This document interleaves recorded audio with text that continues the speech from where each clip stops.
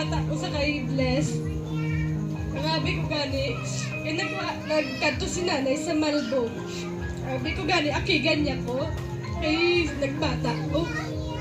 Pero wala niya akong ginakigan. Gindahuya pa akong bata. Dito ko na-realize na si nanay galing niya. Once na sa hamba lang hindi niya, mahambaya lang pero hindi niya mapagipatupa. Ano lang nga, before siya nag-Alzheimer, 5 years ago, di na siya nag-attiner sa balay. Ning permi kasi mama galakat. So ako kag si nanay lang dibilin kag akong bata. Mabatian mo gid sa iya nga dugay siya ning say makaon na ko say. Biskang pag-ulang nasa kaon ha.